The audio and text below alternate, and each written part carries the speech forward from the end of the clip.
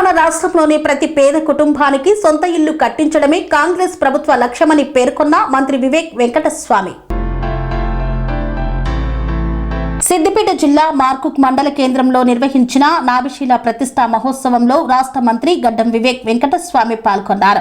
ఈ సందర్భంగా మీడియాతో మాట్లాడిన మంత్రి రాష్ట్రంలోని ప్రతి పేదవాడికి సొంత ఇల్లు ఉండాలనే లక్ష్యంతో కాంగ్రెస్ ప్రభుత్వం కేబినెట్ లో కీలక నిర్ణయాలు తీసుకుందని తెలిపారు. తెలంగాణ వ్యాప్తంగా 2.5 లక్షల ఇందిరమ్మ ఇళ్ల నిర్మాణమే ప్రభుత్వ ప్రధాన లక్ష్యమని పేర్కొంటూ పేదల సంక్షేమానికి ప్రభుత్వం అత్యంత ప్రాధాన్యత ఇస్తుందన్నారు. గత 10 ఏళ్ల బీఆర్ఎస్ పాలనలో డబుల్ బెడ్రూమ్ ఇళ్ల పేరుతో పేదలను మోసం చేశారని ఆరోపించారు. అలాగే మల్లన్న సాగర్, రంగనాయక సాగర్, కొండపోచమ్మ సాగర్ వంటి ప్రాజెక్టులపైనే ఎక్కువ దృష్టి పెట్టారని విమర్శించారు. కాంగ్రెస్ ప్రభుత్వం అమలు చేస్తున్న సంక్షేమ పథకాల ద్వారా ప్రతి పేద కుటుంబం సంతోషంగా జీవించే పరిస్థితులు కల్పిస్తున్నామని మంత్రి గడ్డం వివేక్ వెంకటస్వామి స్పష్టం చేశారు. తెలంగాణ వ్యాప్తంగా నిన్న కేబినెట్లు కూడా ఇదే నిర్ణయించుకున్నారు. 2.5 లక్షలు ఇందిరమ్మ ఇల్లు అన్ని చోట్ల కూడా కట్టాలి. పేదవాళ్ళు వెంకటిల్లో ఉండదు, అదొక కాన్సెప్ట్. తెలంగాణ వ్యాప్తంగా ఎక్కడ పెంకటిల్లు ఉన్నా కానీ ఆ ఫోటోగ్రాఫ్ తీసి పంపిస్తే వాళ్ళకి ఇందిరమ్మ ఇల్లు శాంక్షన్ చేయాలని చెప్పి ఒక చర్చ జరగడం జరిగింది.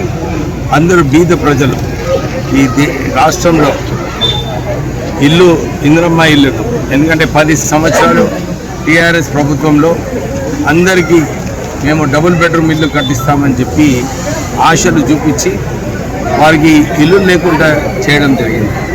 కేవలం పెద్ద పెద్ద ప్రాజెక్టులు మల్లన్న సాగర్ అని చెప్పి 50 టీఎంసీ బ్యారేజ్ కట్టేది. దాంట్లో ఇప్పుడు కూడా 10 టీఎంసీ కన్నా ఎక్కువ నీళ్ళు దాంట్లో స్టోర్ చేయలేదు. 9,000 కోట్ల రూపాయలు ఈ మల్లన్న సాగర్ బ్యారేజ్ మీద ఖర్చు పెట్టి దాంట్లో సుమారు మిత్తే ఈ 4-5 సంవత్సరాలలో సుమారు 4,000 కోట్ల రూపాయలు మిత్తికే పోవడం జరిగింది.